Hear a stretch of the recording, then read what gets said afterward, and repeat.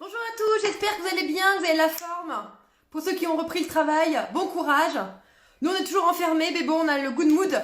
Donc aujourd'hui, l'idée c'est de vous faire découvrir une jolie maison de champagne indépendante qui est dans la vallée de la Marne et qui travaille principalement le meunier. Alors pour savoir, on dit plus le pinot meunier, c'est le meunier parce qu'on a découvert récemment qu'il n'y avait pas de lien entre le pinot noir et le meunier et le pinot meunier. Donc maintenant on l'appelle que le meunier. Donc il faut savoir, voilà, c'est un des 3 plus grands cépages autorisés de travailler en Champagne. Il y a toujours le chardonnay, le pinot noir et du coup il y a le meunier qu'on trouve principalement dans la vallée de la Marne. Donc là c'est ce qu'on a aujourd'hui avec la maison de Champagne Loriot Pagé. Maintenant c'est la nouvelle génération qui a repris, on va déguster deux champagnes ce soir.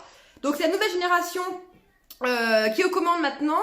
Donc il y a le frère de Alice, je sais plus comment il s'appelle, et il y a Alice qui va nous rejoindre et qui va présenter du coup la maison. Donc là pour vous dire en gros, moi je vais être honnête avec vous, le meunier j'ai jamais été fan. Il a jamais été vraiment très très expressif et puis voilà, j'ai jamais trouvé en lui un grand caractère voilà, démonstratif avec une vraie cohérence, tout ça, et surtout en vallée de la Marne. J'ai jamais été impressionnée, mais j'ai découvert, voilà, Alice m'a fait découvrir voilà, son brut nature, et j'ai pas goûté encore le carte d'or, mais c'est un peu leur cuvée emblématique, donc on va le découvrir aussi ce soir ensemble. Mais en tout cas, j'étais bluffée parce que là, principalement, c'est du meunier, et c'est super bien, super cohérent, c'est joli, c'était vraiment un très très beau champagne, et le meunier est à l'honneur. Donc voilà. Donc je vais inviter du coup Alice à nous rejoindre, et elle va nous parler de la Marne, de sa maison emblématique. Qu'est-ce que c'est d'être vigneronne de 30 ans aujourd'hui? Salut Alice, Bonjour Margot, tu vas bien? ça va et toi? Bah oui, en forme. Alors Bah t'es en ouais, Champagne, ouais. chez toi à Paris? Non, je suis toujours à Paris là. Je suis restée, je fais les allers-retours quand il y a besoin, mais voilà, moi j'habite à Paris, donc je fais souvent la navette entre les deux. Ouais. Comment ça se passe pour toi là, en ce moment? Bon, en ce moment ça va, tout reprend au fur et à mesure, toute la famille est en pleine forme, donc du coup voilà, c'est top, tout se passe bien. Et puis au niveau de la vigne, ça pousse très très vite, donc c'est vrai qu'on court un petit peu après après la pousse en fait. Là, on est en plein ébourgeonnage, plein relevage, Ouais. et puis le palissage va commencer dans très peu de temps, donc ouais, on est bien occupé quoi. Bah ouais, j'imagine. Est-ce que vous avez combien de domaines familiaux? Vous avez combien d'hectares à vous? Alors nous, on a 9 hectares, donc tout en propre. Enfin, on est vigneron indépendant, donc on a tout de A à Z. On a vraiment notre propre vignoble avec lequel on fabrique notre matière première, et c'est ces raisins qui vont servir à faire nos champagnes exclusivement. Voilà. D'accord. Ouais, donc vous n'achètez pas du raisin ailleurs comme font Non, d'autres maisons, tout ça. non, non, c'est vraiment indépendant. Donc, l'avantage, c'est qu'on connaît toutes nos parcelles, on connaît toutes nos grappes. Et puis, quand on les vinifie, enfin, au moment de la vendange et de la vinification, tout est vraiment séparé. Donc, on sait vraiment chaque raisin, d'où il vient, quelle date il a été récolté. Et du coup, on a vraiment toute la traçabilité, toute la transparence. Ouais, puis 9 hectares, ça commence à faire, quoi. C'est Ouais, il y a de c'est quoi assez faire. important. Sur les temps forts, comme ça, les travaux saisonniers l'été, sur la vendange, c'est vrai que ça nous occupe bien, quoi. Bah ouais, c'est sûr. Et du coup, le domaine, là, vous êtes vous dans la vallée de la Marne? Ouais, Et alors, oui, nous, en fait, c'est ça. On est basé à Festini, donc c'est un tout petit village vraiment au cœur de la vallée de la Marne, sur la rive gauche. Et on est, alors ce sera peut-être un peu plus parlant, on est à 40 kilomètres au sud-ouest de Reims.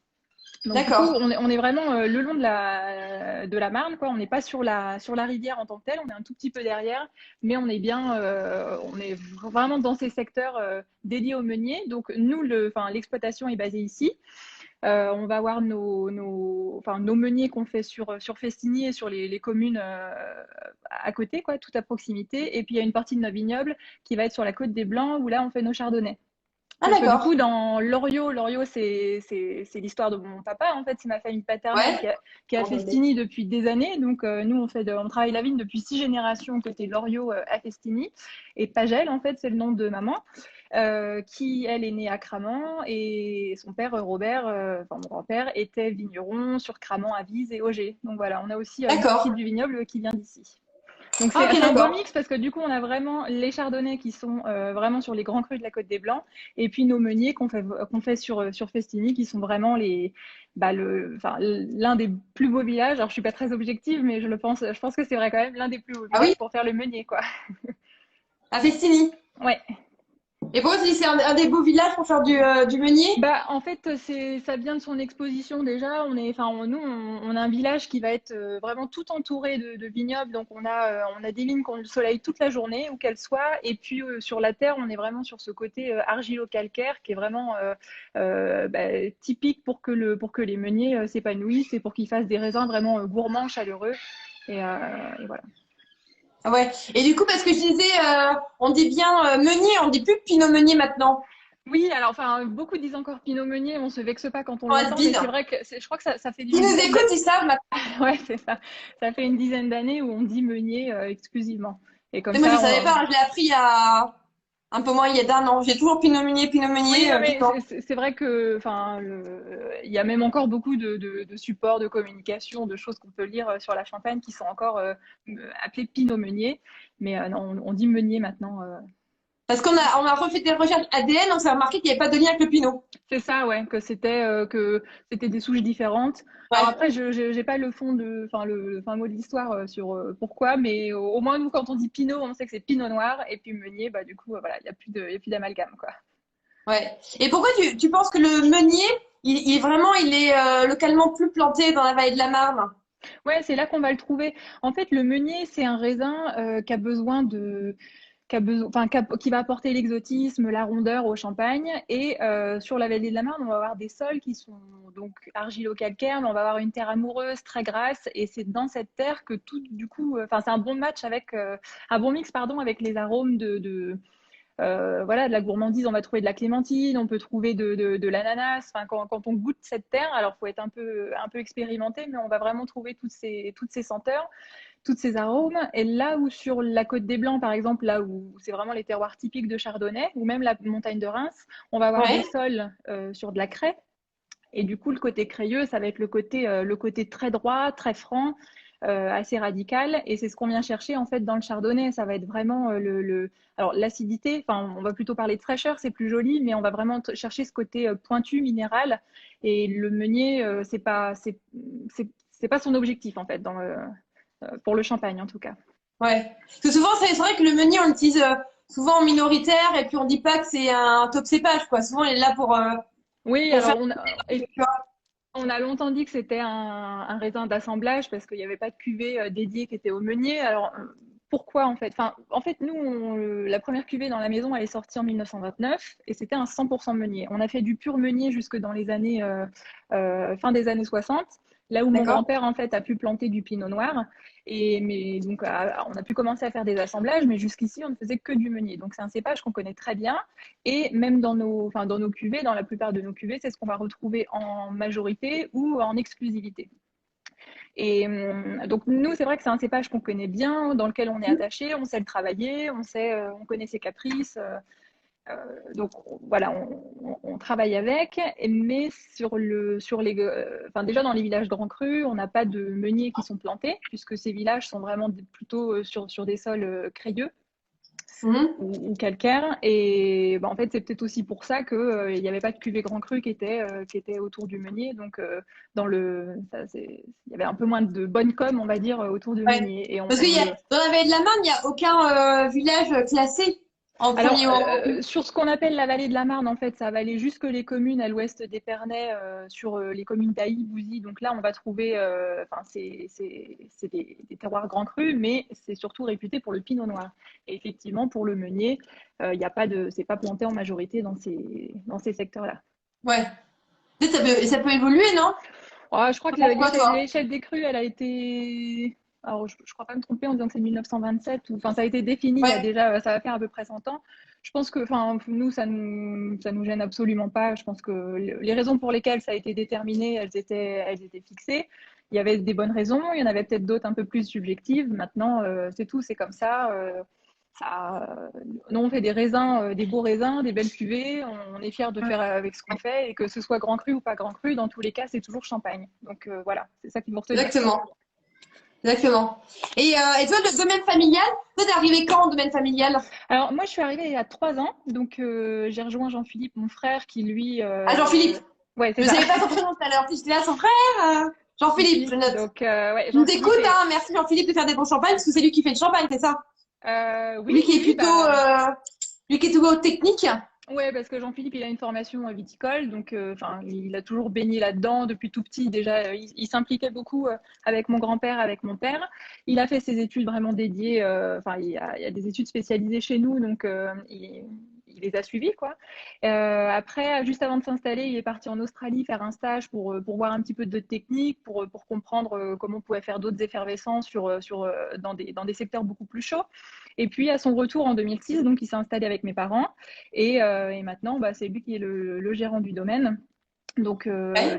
Effectivement, c'est à lui qu'on doit, à lui et quand même à mes parents parce que ils ont travaillé encore, enfin, ils travaillent encore il y a quelques années, donc c'est à eux qu'on doit ces belles cuvées.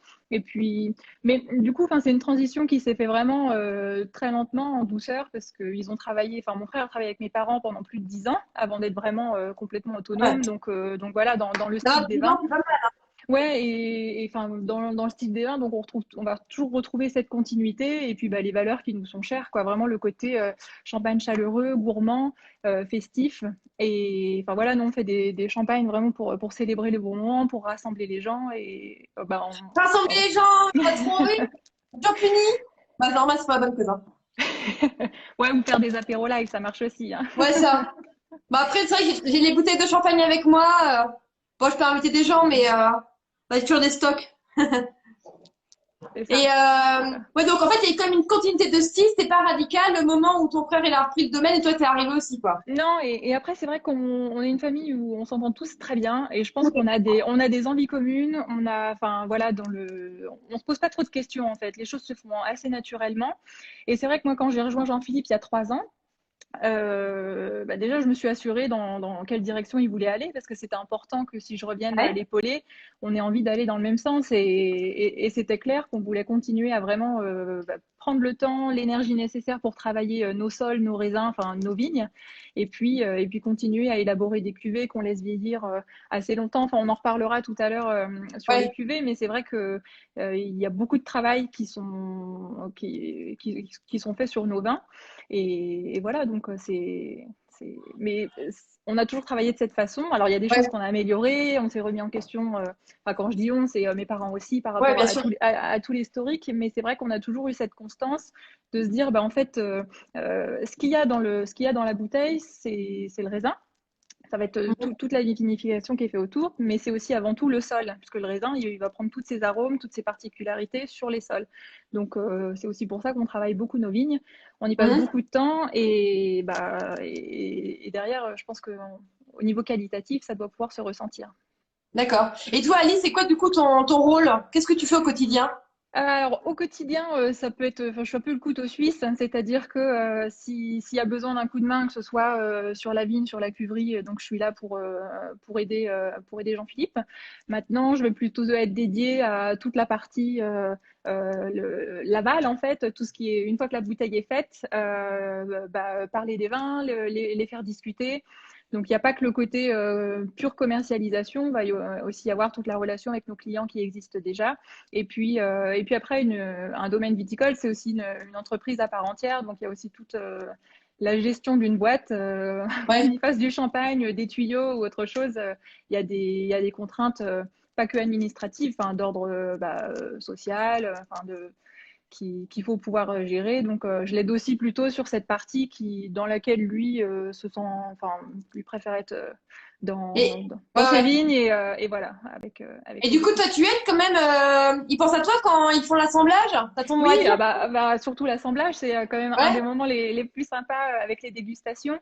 Mais oui, mais ça même enfin, depuis toute petite, c'est vrai que pour que ce soit les vendanges, la mise en bouteille, enfin, pour les grands temps forts, on a toujours été réquisitionnés voilà, pour aller donner un coup de main, pour voir comment ça se passe. Et c'est des choses qu'on fait toujours avec beaucoup de plaisir.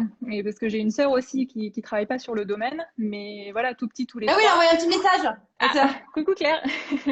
Tout petits tous les trois. En fait, les vacances, elles commençaient pas le 25 juin comme tous les enfants. Nous, on était réquisitionnés pour aller aider un petit peu dans le vignoble. Et puis voilà, on commençait après. Donc c'est vrai qu'on a toujours été, sans travailler vraiment sur le domaine, on a toujours été bien impliqués. Donc tout ce qui s'y passait, on était au courant, quoi. Ouais. Vous t'habitais en Champagne. Maintenant, t'habites à Paris, mais Ouais, t'habitais là-bas. oui, À oui, qui bah, j'ai grandi là-bas. voilà, avec ma Tu famille, as fait quoi. quoi alors avant de…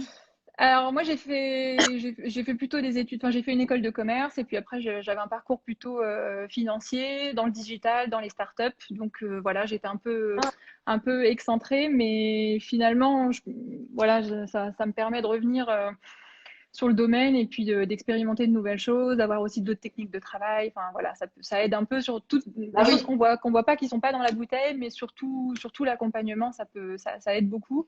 Et voilà, et je m'amuse beaucoup aujourd'hui à avoir changé, avoir ces deux rythmes, le côté parisien un peu intense. La finance, etc. Et puis voilà, passer sur quelque chose de plus concret et familial en fait. Donc c'est vrai que je le vois pas comme un métier ni comme, enfin c'est pas un métier en fait, c'est plus une vocation, une envie de poursuivre un patrimoine, de faire évoluer tout ça. Et puis bah voilà, d'imaginer l'avenir Ah à ouais, construire quoi. c'est génial. Et ça va, vous n'avez pas coupé la tête encore. Non, non, mais déjà on est très proches en termes d'âge et du coup, enfin voilà, depuis tout petit on est assez complices, donc c'est le meilleur collègue que j'ai eu en 15 ans de carrière, quoi. C'est pas mal, ça. T'as de la chance. Bon, alors, on va passer à la dégustation, si tu le veux bien. Du Ouais. coup, tu m'avais donné le carte d'or Alors, et le brut nature. oui, alors On commence par lequel? on va commencer par le brut nature. Ouais. Donc voilà, c'est celui-ci. Ouais, celui-là, j'ai Donc, écouté. alors, brut nature, déjà pour dire ce qu'on entend par brut nature, ça veut dire que c'est un champagne qui n'est pas dosé. Ouais. Donc, le dosage en champagne, c'est la dernière petite touche qu'on vient mettre dans les cuvées. En fait, ça s'appelle une liqueur. C'est un mélange de sucre et de champagne qu'on va ajouter à la bouteille juste avant de mettre le bouchon. Donc, c'est-à-dire la bouteille, elle a fait son vieillissement en cave. Donc, il y a des dépôts qui vont se former dans la bouteille et au moment où elle est prête à être, enfin, où son vieillissement est fini, elle est prête à être commercialisée, on va la dégorger. C'est-à-dire que tout le dépôt qui va s'être créé dans la bouteille, on va l'expulser, enfin il va s'auto-expulser en fait avec la pression. Et à Ouais. ce moment-là, on vient décider du dosage. Donc on va rajouter du vin, enfin du champagne et du sucre. Et C'est on quoi comme décide sucre? du coup si. Alors c'est du sucre de canne en fait. Ouais. Ouais. Tu vois, ils mettent du sucre de betterave. Oui, ça peut. Enfin, les deux Au choix. fonctionnent, hein. Et le champagne, c'est du vin de réserve. C'est un peu la petite recette de chaque maison, quoi. Alors, nous, enfin, ce qu'on met en tout cas dans cette cuvée brute nature, on va être sur, il y a 50% qui sont de la vendange 2015 Ah ouais? et les 50 autres pourcents, ça va être des vins de réserve. Donc, dans ces vins de réserve, on va trouver en majorité les années 2010 à 2014, mais on va aussi avoir des années plus anciennes. En fait, on a une cuve dans laquelle on a notre réserve perpétuelle, c'est-à-dire que tous les ans, on vient Ça, remettre un c'est petit le peu petit truc, de. c'est la liqueur de Non, non, non. tirage. En fait, les vins de réserve, il faut juste que tu imagines qu'on a on a des vins qui sont dans les cuves. Et au Ouais. moment où on va faire la mise en bouteille, donc on Ouais. va faire les assemblages et puis on va décider de la composition. Donc les assemblages, Oui. ça peut être assemblage de plusieurs années, de plusieurs Oui. cépages, ou si c'est un millésime, c'est qu'une seule année. Dans cette cuvée, donc dans la brute nature, on a 50% où c'est la vendange 2015 en meunier, et En les dominant. 50, voilà, et les 50 autres pourcents, c'est des vins de réserve. Donc ça, on l'a mis en bouteille en Beaucoup, 2000. hein? Comment? Plus de 50% de vin de réserve. Ouais, en fait, parce que on voulait faire un brut nature, mais on voulait vraiment le côté pureté du vin. Et on s'est dit que ça serait intéressant de mettre des vins qui ont aussi vieilli, plus de 2 ans en cave. Et il y a des traces de vin des années 90 dedans, donc il y a des vins qui sont vraiment très très vieux, Ah ouais? qui ont vieilli en cuve. Et voilà, on les a ajoutés, c'est pour apporter un peu de Ouais, je l'aime bien, je complexité. crois. Donc, Ouais. bon, Non, mais c'est vrai qu'on sent qu'il y a une patine, qu'il y a un vrai travail. ouais, et c'est vrai que dans le choix de ces vins de réserve, il y a un soin qui est apporté parce que on veut vraiment trouver, enfin, on a cherché un équilibre à la fois pour avoir un petit peu ce côté vineux, ce côté Ouais. minéral aussi qui est pas particulier, enfin, qui est pas forcément particulier pour le meunier, mais Ouais, c'est vrai. voilà, en jouant sur les vins de réserve, c'est vrai qu'on arrive à trouver des arômes, des combinaisons qui vont être assez particulières. Donc, c'est pas un monocépage, c'est pas un pur meunier. On a 95% de meunier en tout, le reste c'est chardonnay et pinot noir. Et Ouais, en bah, fait, c'est quand même hyper oui, voilà, dominant. mais on peut pas dire que c'est un pur meunier. Ce qui se passe, c'est que dans nos vieilles cuves de vin de réserve, on sait qu'on a des traces de pinot noir et de chardonnay. Donc voilà, on peut pas dire que c'est un pur meunier, mais Fine, c'est hein. presque Tu l'as pas exclusivement ouverte, ta bouteille? Non, mais je vais le faire de suite. Alors, t'en sais résume. Donc, tu disais, parce qu'en fait, excuse-moi Alice, quand tu disais là, là on va doser avant avant tu vois, tu mets ta liqueur de Ouais. tirage. Je crois que je me trompe.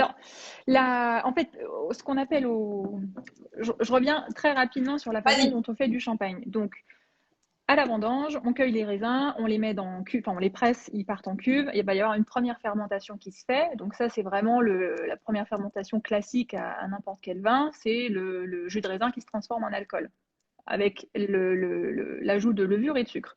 Donc ça, c'est une première fermentation qui se fait de façon très classique. Ce vin, en fait, il va vieillir en cuve pendant, on va dire en moyenne 6 mois. Et au bout de ces 6 mois, on le met en bouteille. Donc quand on le met en Mhm. bouteille, ça va être vraiment dans cette bouteille-là. On vient donc assembler, si on veut, plusieurs cépages, plusieurs années, mais on le met dans cette bouteille. Et avant de fermer on va mettre une capsule temporaire. Et avant de mettre cette capsule, on rajoute du sucre et des levures.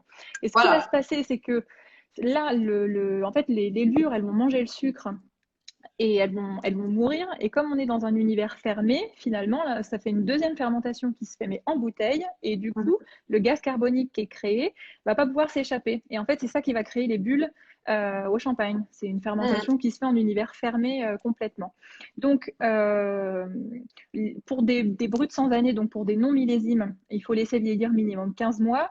Là, on est sur presque 4 ans. Donc, Ah on est ouais. sur un temps de vieillissement beaucoup plus long parce que des meuniers jeunes, enfin des meuniers trop jeunes, ça fait des champagnes un petit peu verts et c'est pas du tout, Ouais. pas du Ouais, tout c'est le ça. style de la maison. Nous, on fait Ouais. vieillir nos brutes sans année encore plus longtemps que des millésimes, quoi. Puisqu'un millésime, on doit laisser vieillir 3 ans. Là, on est Ouais. sur presque 4 ans. Ouais. Donc, une fois que les levures, elles ont mangé le sucre, finalement, le sucre, il est complètement absorbé. Il n'y a plus de sucre. Donc, et on va venir en rajouter après le dégorgement. Donc, on ajoute 2 fois du Donc, c'est pour sucre, ça en fait. que tu laisses là, du coup, quoi, toi, qu'à tes 4 ans, là, Ouais, et avant de commercialiser, tu vas dégorger là pour enlever les dépôts. exactement. Et là, Et t'as un peu de champagne, c'est là, on va mettre la liqueur. alors, c'est ce qu'on appelle la liqueur d'expédition, du coup. La liqueur de tirage, on l'ajoute à la Voilà. mise en bouteille et la liqueur d'expédition, on l'ajoute au moment du dégorgement. Donc là, en Voilà. fait, on n'en a pas, enfin, on a juste ajouté du champagne parce que quand on dégorge, ben, on perd un petit peu de niveau, donc il faut venir Ouais. remettre pour que ça fasse 75 centilitres. Et si on avait voulu faire du brut, on aurait pu utiliser la même cuvée, mais on aurait rajouté dans cette liqueur l'équivalent de entre 5 et 12 grammes par litre. Ouais. Donc quand vous entendez brut, extra brut, Marqué dessus. demi-sec, ouais, C'est à c'est l'envers, mais ça. c'est marqué brut nature. Brut Ouais. nature, là, t'es à 2. Alors, Non. nous, il y a absolument 0 gramme de Ah oui, sucre. parce que On la rajoute... catégorie, le brut nature, donc c'est 0. ouais. Après, tu as, qu'on a eu chez Laurent Perrier, l'ultra brut. Non, Ultra brut extra ou brut, extra brut, voilà. c'est 2 à 6. Oui, ouais. C'est ça, et après, tu Et, as le brut et entre 6 après et 12. brut, donc entre 6 et 12. Et puis après, on va avoir sec, demi-sec et doux. Ouais. Et donc, en fait, ce dosage, c'est vraiment la dernière touche finale. Donc, tous les vins, quand ils vieillissent dans n'importe quel cave, tous les champagnes, au moment où ils sont dégorgés, ils sont brut nature. Et c'est vraiment Ouais. la liqueur qu'on Et c'est rajoute à là la que tu fin te qui dis, va décider du dosage. est-ce que je vais le doser? Est-ce qu'il aurait Alors, besoin? Tu définis un peu, non? ben, en fait, oui, parce que même brut nature, peut y avoir une petite tolérance. On aurait pu rajouter 1 gramme de sucre. Ouais.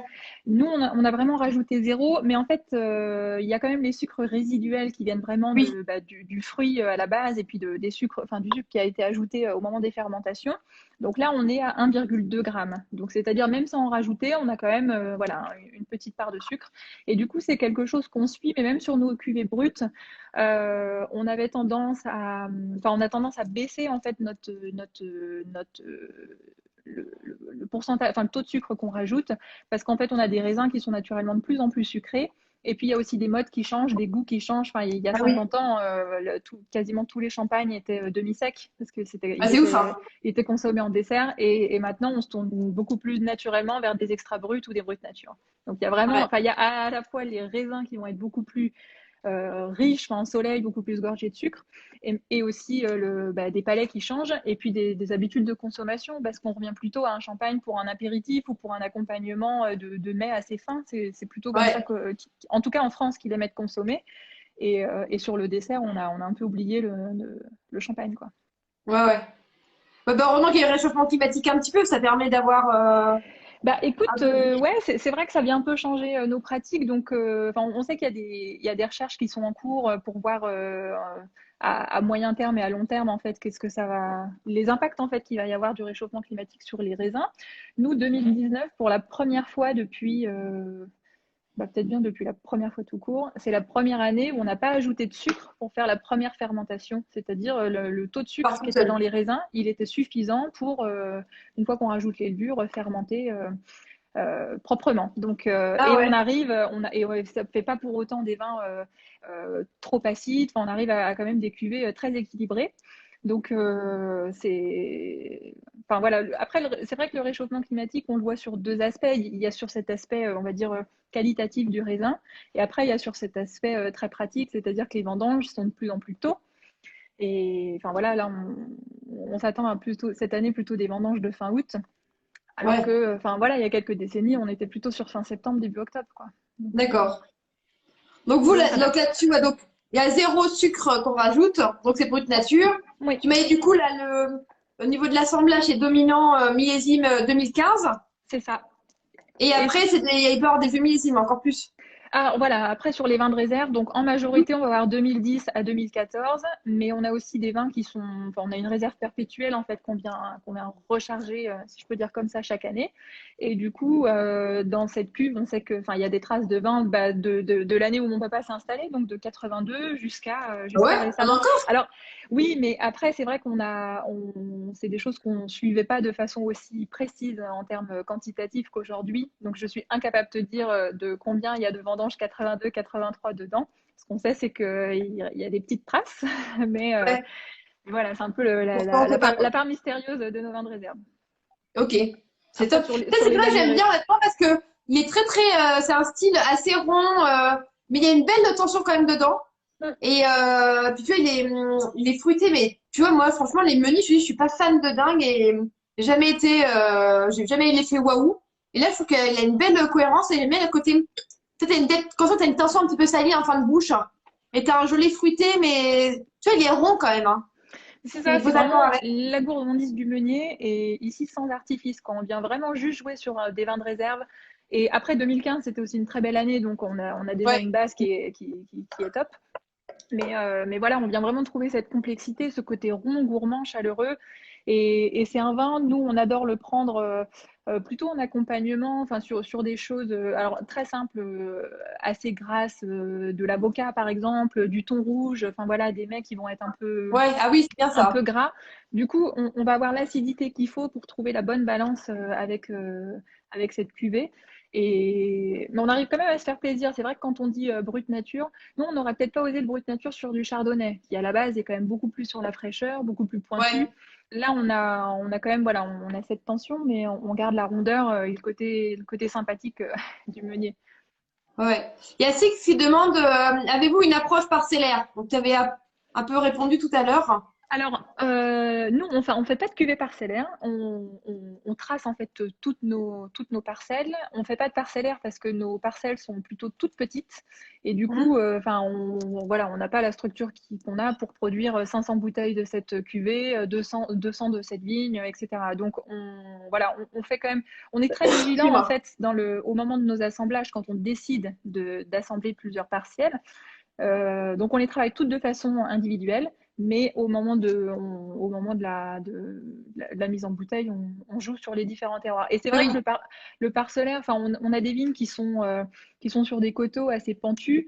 La question du parcellaire, elle se pose quand même parce que quand on est les raisins qui vont être en bas de la vigne ou ceux qui sont en haut de la vigne, quand il y a 100 mètres de dénivelé ou 80 mètres, on n'est peut-être pas tout à fait sur les mêmes sols. Donc, ça reste la même zone. Pour autant, le sol, sur une partie, va y avoir beaucoup plus de calcaire, là où sur la partie plus plane, on va être plutôt sur l'argile, sur les sables.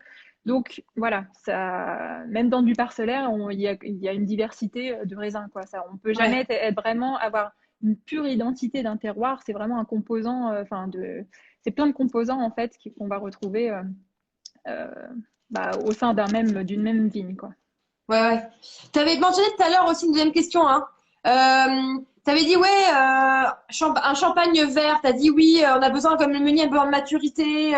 Il donne pas une expression genre un champagne vert. Tu as dit, ça veut dire quoi? Alors, en fait, c'est mon jargon à moi, mais quand je dis un champagne vert, c'est un champagne qui paraîtrait pas mûr. On va être sur Ah quelque oui. chose voilà, pas très agréable, pas rond en bouche. On va être juste sur de l'acidité, mais pas une belle acidité. Le côté fraîcheur qui vient un peu titiller, le côté citronné. On va être vraiment ouais, enfin, un côté raisin pas mûr, en fait. C'est un peu le défaut qu'on peut avoir sur des vins Ouais. qui ont très peu vieilli et qui n'ont pas pris le temps vraiment d'avoir de la rondeur et puis une certaine plénitude dans l'élevage, en fait, dans le vieillissement. Ouais, ouais. Et ça vaut combien, ça, Alice? Alors là, sur cette cuvée, on va être à 27 €. Voilà. TTC, ouais. Ouais.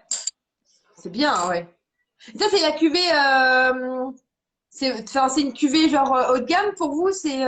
Non, en fait, alors haut de gamme, oui, dans le sens où il y a quand même de la recherche qui est faite sur les vins de réserve. Après, on va avoir des millésimes à côté qui vont être encore plus élaborés et qui vont être voilà, encore plus complexes, quoi. Donc c'est le milieu de Ouais, gamme, je vais te le dire. 27 €. Et là, comment tu fais là pour si les gens ils veulent le retrouver, qui nous écoutent? Alors, sur la page Instagram, il y a le lien vers notre boutique. Et puis, Ah, c'est une boutique? ouais. Trop Ouais, bien. ouais, en fait, on vend en direct, enfin, au maximum. Donc, voilà, qu'on vende en boutique ou vous nous appelez par téléphone, ça sera la même chose. Mais ils peuvent retrouver le lien sur la bio Instagram. Et puis, on va faire un petit code promo parce qu'on sait que les gens qui écoutent les lives Rouge aux Lèvres Bah sont ouais. tous Tu fais un code sympathiques. promo de combien? Alors, on va faire moins 10%. Voilà, donc si vous tapez Allez, Rouge aux on Lèvres, note, moins vous aurez. 10%, on mettra le lien dans la boutique après. Ouais, Et alors, attends, avant qu'on attaque la deuxième, oui. ta gamme, il y a quelqu'un qui demandait est-ce que vous avez qui avait ta gamme, t'as un millésimé par exemple sur le 2015? Ta gamme, Ouais, c'est quoi, alors genre? en fait, notre gamme, il y a 7 cuvées. Il va y avoir 3 non millésimés et 4 millésimes. Donc c'est vrai qu'on a plutôt tendance à travailler aussi les millésimes parce qu'on aime les laisser vieillir. Donc, D'accord? attends, pardon, j'ai perdu la question. Du coup, Ouais, c'était. c'est quoi ta gamme de champagne? Alors oui, alors sur le gamme, voilà, on va retrouver sur les non millésimés, donc plutôt autour du meunier, on va avoir le brut nature, on va avoir le brut, donc enfin la carte d'or qu'on va Ouais, déguster Cardin, ensemble ouais. après. Et puis on a aussi un rosé, voilà, un rosé de meunier, donc on fait plutôt un rosé d'assemblage plutôt, voilà, plutôt léger, plutôt frais. Et après, en fait, sur nos millésimes, on va retrouver le blanc de blanc, parce que j'expliquais au début qu'on avait une partie Oui. de notre terroir qui était sur la côte des blancs. Nous, le blanc de blanc, on le fait qu'en millésime. Parce que les chardonnays, pour être vraiment ronds, pour en fait atteindre une bonne maturité, les chardonnays ont besoin de vieillir. Donc c'est vrai que nous, on les fait qu'en millésime, c'est-à-dire on les vinifie et puis on les laisse un petit peu de côté. Donc là, en ce moment, on est sur le 2014. On va avoir une cuvée qui est un 100% meunier. Donc là, on était sur le 2012, mais on a bientôt tout vendu. Donc on passera au 2014 après. Et puis on a après on a notre millésime plus classique. On est sur un 2011. Donc voilà. Et donc, 2011, ça fait quand même plus de 7 années de vieillissement. Ouais. Presque 8, ouais. Donc voilà, on est quand même sur des champagnes qui prennent le temps de vieillir. Et puis le dernier, le millésime plus ancien, là, on est sur un 2006, sur une cuvée qui vinifie en bois. Donc voilà, on a quand même Ouais, t'as une gamme assez large. ouais, une gamme assez large, mais il y a quand même la signature qu'on va retrouver dans chacun, quoi. On fait pas. Il y a le style, quoi. On va retrouver vraiment Ouais. toujours ce C'est quoi, côté comment tu décris chaleureux. le style là? Bah, le côté, Comment? c'est vraiment chaleureux, c'est se faire plaisir. Et en fait, quand vous goûtez les champagnes Loriot-Pagel, c'est vraiment vous faites plaisir, vous prenez une bonne dose de Une bonne dose de générosité. bulle! Non, mais c'est généreux, c'est authentique, ça sent quand même le terroir. Et voilà, on est vigneron indépendant, donc on est vraiment à l'origine de la matière première, et ça, c'est chouette. Et c'est ça, c'est marqué là, vous communiquez dessus là, récoltant, manipulant. Ouais, bah ça c'est le terme officiel en fait. Quand vous voyez récoltant, manipulant ou RM, parfois c'est mis Ouais, en abrégé, bah c'est un vigneron indépendant. Ça veut dire que c'est lui qui a élaboré ses raisins, qui les a vinifiés lui-même et qui les vend sous son nom. d'accord. Et toi, depuis, quand j'ai commencé à ouvrir la deuxième bouteille, toi, depuis que t'es arrivée, Alice, t'as changé un peu des trucs. Est-ce que vous avez fait, je sais pas, t'as fait refait packaging ou Ouais, t'as alors dit, moi, j'arrive un peu de nature. Non, en fait, ça s'est fait un peu naturellement. C'est vrai qu'il y a des cycles en fait où on arrive, on veut lancer des nouvelles cuvées, on veut faire des changements. Donc, je suis arrivée au milieu de tout ça. Donc ça, c'était plutôt Ouais. chouette. Et effectivement, l'habillage, enfin le style des bouteilles, on les a changés, mais c'était une réflexion qui était déjà en cours depuis quelques temps. On voulait vraiment quelque chose de voilà d'assez minimaliste pour juste être au service du vin en fait. On voulait pas quelque chose de trop Ouais, affriolant. puis vous, Et vous puis, communiquez, vous mettez le nom de votre village. ouais. Festini, France. Exactement. Bah, c'est parce que c'est là-bas qu'on est Ouais. situé et Ah, puis mais comment ça va, ça? c'est notre, ça fait, ouais, on y est depuis 1800, enfin, on y cultive les raisins depuis 1858. Donc, Ouais. ouais, c'est Festini, quoi. Festini, c'est l'endroit où elle est cet été. Ah, Ouais, et ben, presque on vous plus, attend, on vous attend. On va c'est bientôt ça? rouvrir, C'est à combien de les kilomètres de domaines. Paris? On est à 130 km de Paris? 140? On pourrait peut-être y aller bientôt, mais on va attendre. Ah À oui, Paris, non, tu sais, on peut pas faire plus ouais, de 100 kilomètres. alors, pour ceux qui habitent Porte de Bercy, il n'y a pas de problème, mais pour ceux qui seront plus côté Boulogne, vous oubliez, Ah ouais? vous Genre, êtes moi, hors je la suis loi, venue, là. faire monter à Festini. Donc, attends, il y a cette idée, vous ne vinifiez que vos vignes en propre ou bien vous achetez Non, vous des raisins. Je réponds, voilà, c'est que eux, ils ont 9 hectares et ils travaillent leur vigne à eux, ils n'achètent pas de raisins. Ouais. Ouais, à vol d'oiseau, peut-être 100 kilomètres, c'est vrai ça. voilà, ouais, c'est bon.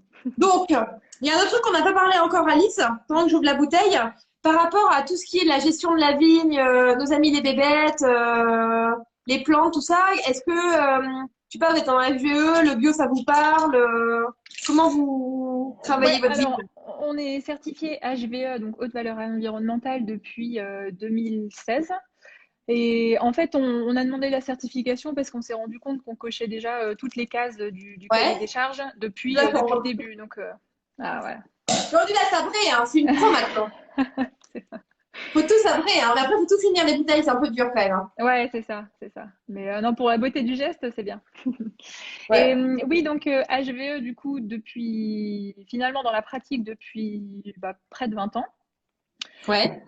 Donc, en gros, HVE, ça veut dire qu'on respecte la biodiversité, on va faire attention à tous les intrants, donc c'est-à-dire à tout ce qui pourrait rentrer dans notre vigne, on fait attention à bien choisir, enfin, à avoir un impact en fait le plus minime sur l'environnement. Alors, on n'est pas bio, c'est-à-dire qu'il y a enfin, on remplit pas encore le cahier des charges de bio. Je pense que c'est le sens de l'histoire d'aller vers du bio. Maintenant, pour nous, en fait, bon, on travaille que nous-mêmes, hein. C'est une petite équipe, on passe déjà beaucoup de temps dans nos vignes et je pense que le passer en transition bio, c'est quand même un travail qui se fait sur plusieurs années. On ne peut pas décider d'une année Ouais. de se dire, bah, ça y est, je convertis tout mon vignoble en bio. Et en fait, la difficulté qu'on a, nous, sur nos terroirs, ça va être en fait, je parlais des sols qui étaient argilo-calcaires. Et il faut savoir qu'en temps de pluie, enfin, on dit que en gros, la terre ne sèche pas comme ça pourrait sécher sur des sols crayeux, ou donc il y a quand Ouais, même c'est des moi. risques d'abîmer après nos raisins. Donc, je pense vraiment que c'est le sens de l'histoire qu'on aille vers le bio. Aujourd'hui, voilà, on est peut-être encore un petit peu frileux par rapport aux outils en fait qu'on aurait pour pouvoir passer en bio. Et finalement, de se dire, bah, si on est sur des sols humides et qu'il faut traiter, enfin, qu'il faut passer au cuivre enfin, qu'il faut mettre du cuivre et du cuivre et du cuivre encore dans le sol, Ouais. c'est quand même enfin, ça fait partie des métaux lourds. Bon, c'est peut-être pas la bonne approche tout de suite de le faire maintenant. Donc, on attend que les techniques soient un petit peu plus maîtrisées, en tout cas pour des sols qui seraient vraiment similaires aux nôtres. Mais, mais oui, je pense qu'on y viendra. Donc, à horizon, je sais pas te dire combien de temps, mais enfin, voilà, Ouais. C'est un ça. truc qui te tient à cœur, toi, de Ouais, mais faire du alors, bio enfin, ou... bah oui, parce que, enfin, mon frère aussi, c'est vrai que dans notre façon de consommer, c'est un critère auquel on est attentif. Maintenant, enfin, il faut quand même qu'on assure nos récoltes, qu'on soit sûr de la qualité des raisins. Et en fait, aujourd'hui, voilà, on expérimente des petites choses de notre côté, mais on attend de voir comment les choses se passent. Et il y a aussi une chose qui est importante, c'est que nous, on a beaucoup de petites parcelles qui vont être un petit peu positionnées partout. Et si on est en bio sur notre parcelle, mais que nos voisins ne le sont pas, en fait, quand ils vont traiter leur vigne, ils vont traiter la nôtre en même temps. Donc, Ouais. on peut se dire, bah, on est bio, mais si on sait que on s'est pris la pollution du voisin à côté, ça serait enfin, ça serait pas authentique non plus. Donc voilà, il y a tout ça à prendre en compte, mais on enherbe, on laboure, enfin tout ce qu'on peut déjà faire de façon sûre, on le fait. Les engrais qu'on met, c'est des engrais naturels. Donc voilà, Mhm. D'accord. Il y a quelqu'un qui demande quand est-ce que vous commencez le palissage? Le palissage, ben, on a déjà commencé tout juste sur une partie, sur les chardonnays. Et donc, ça va être en cours là sur fin mai et puis tout le mois C'est quoi le tout le mois de juin. palissage? Alors, le palissage, c'est au moment. Là, en fait, il faut imaginer que les vignes sont déjà bien poussées. On voit déjà les raisins. Alors, ils sont pas encore en fleurs, mais on voit déjà les grappes qui se sont dessinées. Et le palissage, en fait, ça consiste à venir mettre un petit peu d'ordre dans la vigne. La vigne, si on la laisse pousser toute seule, c'est un grand n'importe quoi. Donc, il faut quand même que ça soit ordonné pour que les raisins puissent être bien exposés au soleil, que tout s'oxygène bien. Du coup, en fait, Ouais. on vient décroiser les brins qui auraient poussé de façon un peu entremêlée. Donc voilà, on vient un petit peu mettre au propre la vigne, enlever On la toutes les feuilles qui donneraient pas de raisins les années prochaines. Donc voilà, on fait le ménage D'accord. et Le on ménage, apporte le ménage de printemps, quoi. ouais, et on apporte le printemps et le soleil et l'oxygène aux raisins. D'accord. Top. Et avant qu'on commence là sur le carte d'or, donc vous, avec 9 hectares sur votre propriété, c'est quelqu'un qui l'a demandé, est-ce que vous êtes rentable? Bah ouais, on essaye de l'être, sinon on se donnerait pas autant de mal Non. à continuer. Mais non, en fait, on produit 60 000 bouteilles par an, donc 60 000 bouteilles, ça permet de vivre. Après, c'est vrai qu'il faut trouver les débouchés enfin, on a de la chance d'avoir quand même un patrimoine historique, donc on a des clients, enfin, on vend quand même toujours beaucoup aux particuliers. C'est des gens qui nous connaissent, c'est des gens qui nous font confiance, qui ont connu mon père, mon grand-père, voire mon arrière-grand-père. Donc c'est des gens qui connaissent bien, enfin, qui ont l'habitude d'avoir du Loriot-Pagel à côté d'eux pour les bons moments. Et puis après, c'est vrai qu'on est de plus en plus sur l'export. On vend jusqu'en Australie, en Russie, au Danemark. Donc on est présent dans pas mal de C'est toi qui pays. gères ça? Non, enfin avec mon frère, quoi. C'est tous les deux Ah ouais, ensemble, quoi. Ouais. d'accord. Donc oui, vous arrivez à en vivre et tu dis que tu as une perspective de développement possible, quoi. Oui, alors bah ça sera pas sur les volumes parce qu'on est contraint Ah ouais. à notre vignoble et on ne souhaite pas aujourd'hui acheter des raisins ailleurs. Mais enfin voilà, il y a toujours matière à vendre un petit peu plus, quoi. On n'est pas en rupture de stock sur toutes nos cuvées, c'est ce qu'on va dire. Donc, Ouais, ouais. voilà. Et là, et du coup, aujourd'hui, tu vends à qui? Donc beaucoup les particuliers, un peu de la Oui, restauration? ouais, alors en France, on va vendre essentiellement à des particuliers. On va avoir enfin, on a des cavistes, on a un réseau. Alors pas trop sur Paris. On va plutôt être dans le Ah, sud de la France. Ouais, ouais. pas encore. Mais donc voilà, France, on est plutôt en majorité sur une clientèle particulière. Et puis après, tout l'export, là pour le coup, c'est effectivement pour resto, pour caviste, pour club de dégustation. Ça va être assez divers. D'accord. Et du C'est coup, top ça. l'export, ouais, ça va représenter à peu près 35% de nos volumes. Donc Ah ouais, quand même. c'est une part qui est de plus en plus importante. Ouais. Et il y a c'est une autre question de quelqu'un qui demandait, il disait qu'il y avait une augmentation dernièrement des vignerons, des petits vignerons sur leurs tarifs. C'est vrai ça? Et Alors, comment tu justifies? je sais pas forcément ce qui se passe sur les autres, chez les autres.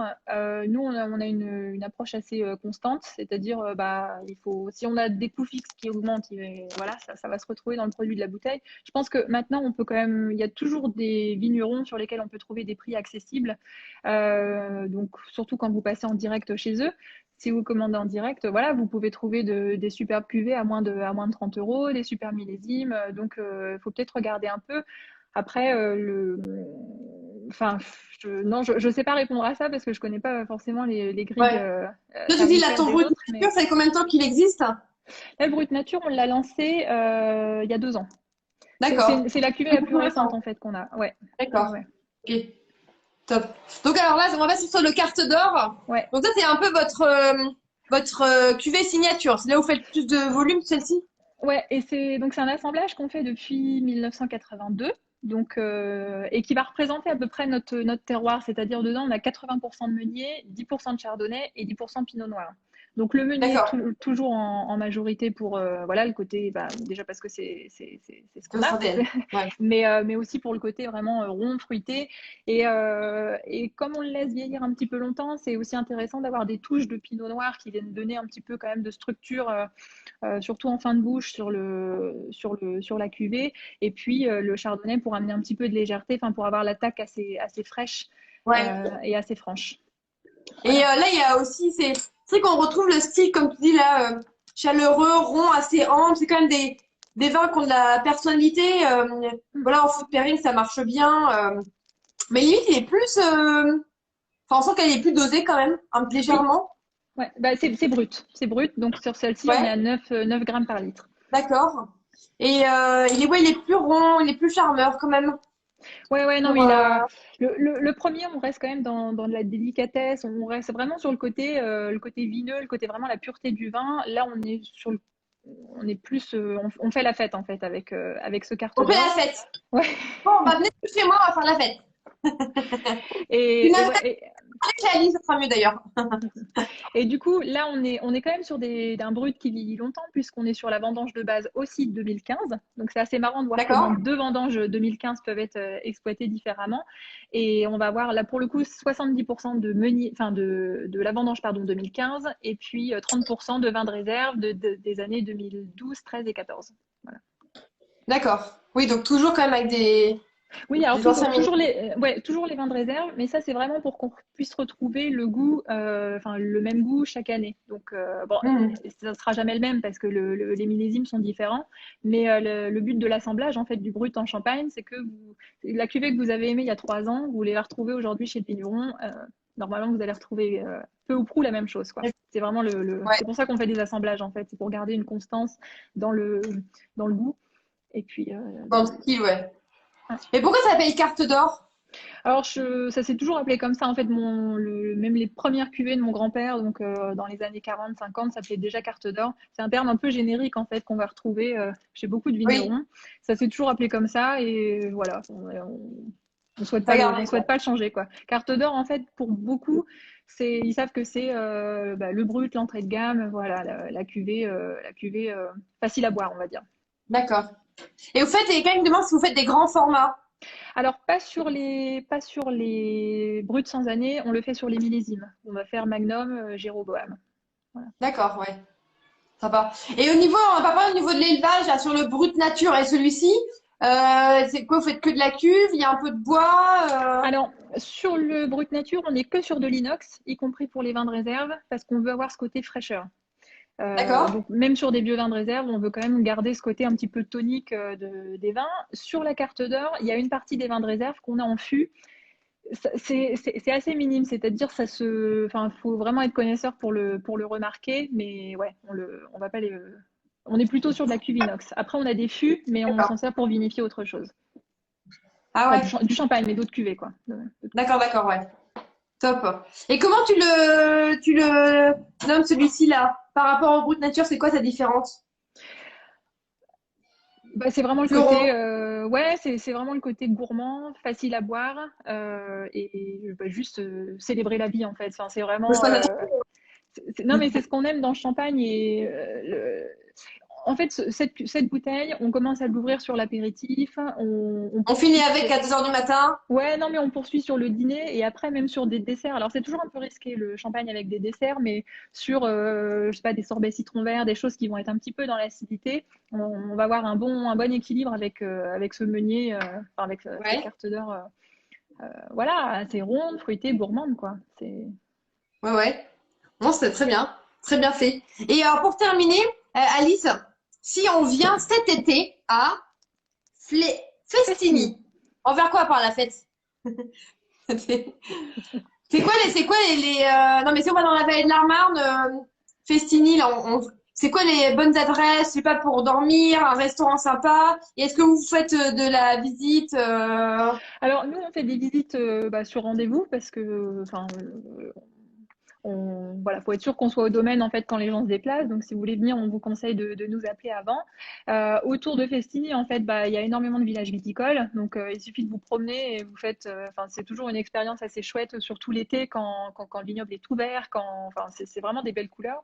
Et après, bah, on est à 20 km d'Épernay. Donc, sur Épernay, vous avez d'autres grandes maisons. Vous avez, enfin, voilà, il y a pas mal de patrimoine autour du Champagne à voir, quoi. Donc, c'est ouais, vous faites plaisir, quoi. Vous venez, vous vous perdez en voiture, vous dégustez un petit peu, celui qui ne conduit pas, bien entendu.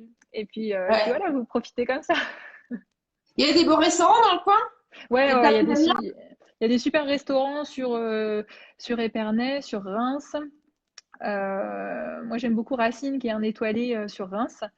avec Ouais. un chef japonais, mais qui fait, enfin voilà, qui propose aussi avec ses plats des bons accords sur les champagnes.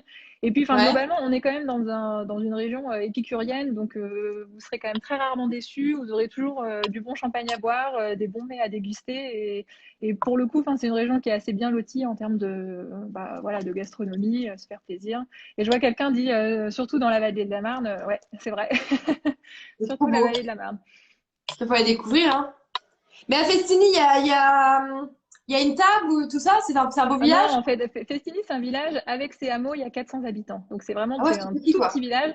Et donc, ouais, non, non, il n'y a pas. Ah, Mais il y a des choses un petit peu autour, mais c'est justement, c'est ce côté un peu rustique, vraiment de terroir qu'on va trouver dans notre village. Vous avez le village, l'église au centre du village et les vignes ouais. tout autour, quoi. Ça va, ouais. Ah ouais. Et il y a Claire qui demande s'il y a une boutique de champagne à découvrir. Je sais pas si elle veut dire à Festini ou ailleurs. Alors, ouais, il y a une boutique qui est très sympa qui est à Reims. C'est boutique du Club Trésor de Champagne. Donc, on est 28 vignerons à présenter nos cuvées à Reims. C'est une boutique qui est superbe en fait, qui est pas loin de la gare, qui est pas loin de la halle du Boulingrin pour ceux qui connaissent un petit peu. Et pour le coup, vous avez que des champagnes de vignerons indépendants et enfin, qui sont sur tous les terroirs de la Champagne. Donc, c'est assez chouette parce qu'il y a vraiment une grande diversité du haut de la montagne de Reims jusqu'à la côte des Bars dans l'Aube. Donc, c'est Ouais. un beau spectre. Il y a Charlie qui demande aussi, hein, je pose des questions, hein. Si, il dit, je sais pas, il y a marqué nuitée dans les caves. Alors, je sais pas, ça veut dire, est-ce que c'est possible de dormir dans les caves? Alors, je ne sais pas où ça s'organise, mais s'il a un bon plan, Intéressant, quoi. C'est un plan nuitée dans les caves. pourquoi pas. Ouais, non, je pense qu'il y a que s'il y avait vraiment des grosses canicules où il fait encore 40 degrés l'été, peut-être qu'on oserait aller dormir dans nos caves, mais on n'a jamais testé. Ouais. Charlie, si t'as des plans, tu nous dis en tout cas. Moi, je connais pas, mais bon, ça peut être un nouveau concept, hein. Bon, bah, en tout cas, je te remercie Alice pour toutes ces explications, c'était top. Très bon champagne. Ah oui, pardon, j'ai même pas demandé le prix, je suis bête, moi. Carte d'or, ça vaut combien? Alors là, on Champagne. est à 21 euros sur cette cuvée. Ouais. Donc, ok, 27 celle-ci, Ouais, 21 celle-ci, et on fait le code promo de 10%, ouais, et vous c'est avez ça. t'as une boutique en ligne, toi. Ouais, et puis voilà, si après il y a d'autres questions, s'il y a des choses qu'on n'a pas eu le temps d'aborder, moi je serais ravie d'y répondre. Donc surtout, n'hésitez pas, quoi. Ouais, il y a Charlie qui dit, je t'appelle après. Je sais pas si c'est pour moi. Tu connais? Non? Bon, c'est pas grave. On verra bien. Bon, en tout cas, je te remercie beaucoup, Alice. Pour ton temps, c'est des très belles cuvées et très belles découvertes. Bon, Donc bah, voilà, merci à toi, Margot. avec moins 10% sur toutes les cuvées, t'es d'accord, hein? Ouais. Ouais, super. Faut dealer comme ça. C'est pas que ce sont les deux qu'on a vus là, mais sur Non, le mais comme ça, voilà, si vous voulez découvrir, voilà, vous faites un petit Et panache franchement, en de cuvées. dégustant les millésimés, ça m'intéresse. Ouais, et surtout que ce soit autour du meunier, on a un millésime qui est super en fût de chêne. Enfin voilà, il y a pas mal de choses intéressantes. Et bah, je te dis à la prochaine alors. Faut venir vous voir parce que ouais, du coup, c'est 9 hectares, 9 Ouais, hectares, 9 hectares à vous, quoi. exactement. Super. Bon, je te remercie Alice. Faites bon courage pour ces moments. On espère que ça va repartir bientôt. Ouais. Et continuez à faire des bons champagnes pour notre plus grand plaisir pour faire la fête. On va attendre faire la fête. Super, merci Margot. Merci Alice. À très vite. Je vous embrasse très Ciao. fort et à demain. Bonne soirée.